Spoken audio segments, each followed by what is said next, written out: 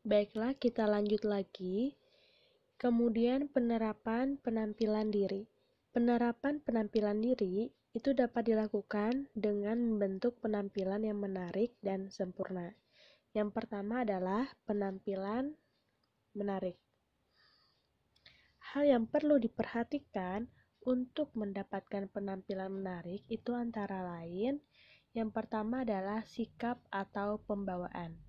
Nah, sikap yang baik itu akan menimbulkan kesan yang baik pula.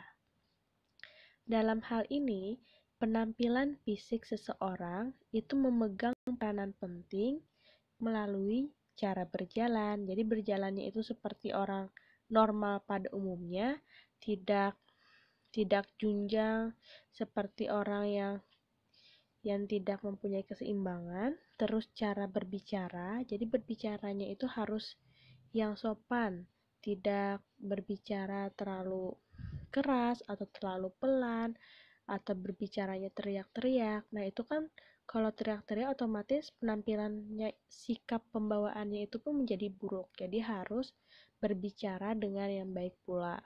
Kemudian cara makan. Cara makan dengan seperti orang normal pada umumnya. Jangan sampai nanti cara makannya berhamburan, misalkan makannya terus misalnya ada sisa makanan di wajah, itu kan secara dilihat pun tidak menarik, sehingga cara makan pun itu harus diperhatikan. Kemudian cara duduk. Nah, cara duduk, misalkan perempuan duduknya bagaimana bagusnya, terus laki-laki harusnya bagaimana. Jangan sampai nanti perempuan malahan duduknya yang duduk terbuka begitu. Nah, itu kan suatu sikap atau gambaran seseorang untuk menilai apakah pembawaannya itu baik atau tidak. Kemudian cara berdiri juga. Nah, jadi harus seproporsional mungkin supaya penampilan kita itu dilihat dengan sempurna sehingga menarik. Setelah itu adalah ekspresi wajah dan bahasa tubuh. Hal yang terkait dengan ekspresi wajah dan bahasa tubuh adalah cara memandang dan sikap tubuh. Cara memandang adalah pandangan mata saat melihat atau berbicara dengan lawan bicara, sedangkan sikap tubuh meliputi sikap kepala tegak dan sikap wajah, alis, mata, dan bibir. Nah, dilihat di sini ya, ekspresi wajah dan bahasa tubuh. Nanti, kalau kalian sudah terjun ke dunia kerja, khususnya di pelayanan farmasi, pastinya kan nanti kalian langsung melakukan pelayanan kepada pasien.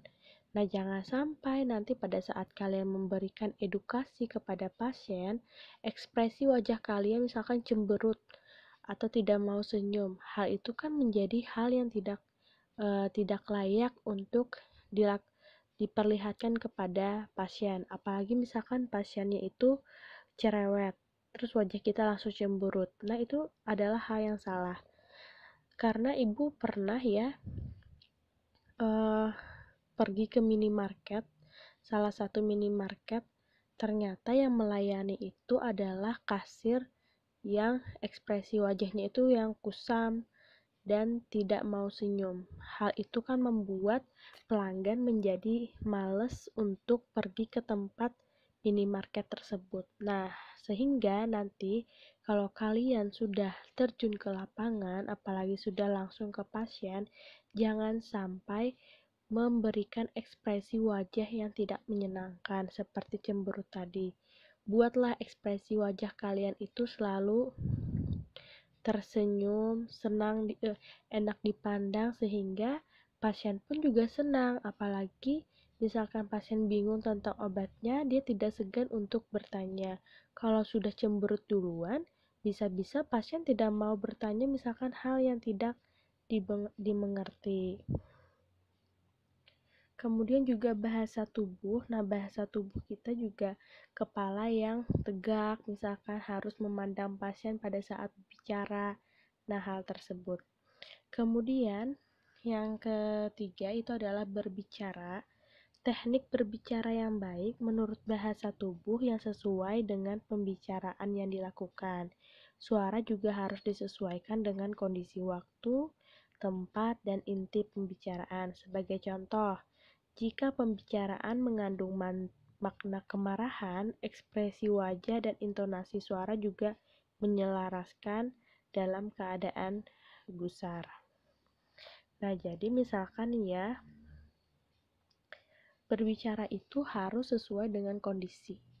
Misalkan kalian ini melakukan pelayanan kefarmasian ternyata di tempat yang bising. Otomatis kalian jangan sampai berbicaranya itu dengan nada yang volume yang rendah. Otomatis kan kalau di tempat yang bising, volume suara kalian juga harus diperbesar sehingga pasien pada saat kita melakukan pelayanan farmasi, pasien bisa mendengar dan memahami apa maksud pembicaraan kita. Selanjutnya adalah penampilan menarik itu juga perlu diperhatikan kesehatan. Nah, kesehatan di sini itu merupakan hal yang penting yang harus diperhatikan dan diusahakan agar memberikan penampilan yang segar dan prima. Penampilan yang segar dan prima. Misalkan ya, kalian itu segar, prima, otomatis orang yang melihat juga enak, tidak lesu. Coba deh, misalkan kalian melihat teman kalian yang kurang fit, tidak segar, pasti kalian juga memandangnya tidak enak karena melihat temannya itu sakit atau tidak fit. Sehingga kesehatan itu harus dijaga dengan mengatur pola makan dan tidur yang teratur. Jangan terlalu tegang dan lelah. Olahraga pun juga harus teratur dan disesuaikan dengan kondisi tubuh serta pandangan hidup yang optimis. Jadi seseorang itu sebenarnya bukan hanya mengatur pola makan, olahraga, tetapi pandangan hidup yang optimis pun juga merupakan hal untuk kesehatan diri sendiri. Jadi jangan sampai kita hidup dengan tidak optimis sehingga membuat kita itu tidak semangat untuk hidup. Jadi harus optimis untuk masa depan. Kalau seseorang itu optimis, insya Allah kesehatannya pun juga akan baik. Selain itu juga harus mengatur pola makan, olahraga. Nah, jadi seseorang itu juga dilihat penampilannya akan menarik, misalkan memiliki kesehatan yang baik juga. Jadi kesehatan itu wajib untuk diperhatikan supaya terlihat penampilan kita itu tetap segar dan prima. Setelah itu adalah kebersihan dan kerapian. Kebersihan dan kerapian ini penting ya.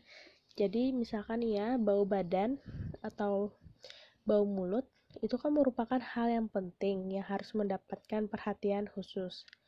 Kondisi ini harus dihindari karena akan mengganggu penampilan secara keseluruhan. Tidak mungkin kan misalkan nih kalian sudah cantik, terus ternyata pada saat kita dekat dengan orang tersebut ternyata dia bau badan atau bau mulut. Hal itu kan bisa mengakibatkan gangguan pada penampilan. Nah, jadi misalkan seseorang itu bau badan atau bau mulut, itu secara tidak langsung akan merusak penampilan secara keseluruhan. Walaupun cantik, walaupun sudah rapi, menarik untuk dilihat, tetapi kalau dua ini terjadi, maka penampilan itu tidak sempurna lagi. Jadi ada cara-cara yang dapat dilakukan untuk menghindari bau badan, itu seperti menghindari makanan yang berbau tajam dan merangsang, makan teratur dengan memperbanyak sayur-sayuran. Nah, jadi sayur-sayuran itu diperbanyak dan makan buah-buahan juga, atau minum jamu tertentu secara teratur supaya tidak bau badan. Jadi ini apalagi bagi cewek-cewek atau cowok-cowok ya, kalau bau badan, kita introspeksi diri kita masing-masing saja. Misalkan kita bau badan, berarti kita harus berupaya bagaimana caranya supaya tidak bau badan.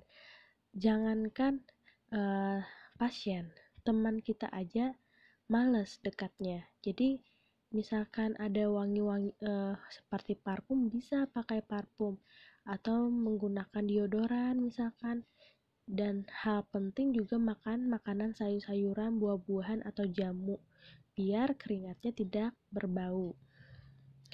Sementara itu, yang harus dilakukan untuk menghindari bau mulut juga menjaga kebersihan gigi, menghindari penyakit lambung, dan menjauhi makanan yang berbau merangsang, misalnya makan bawang, makan durian, atau makan petai. Jadi gosok gigi itu juga jangan sampai kalian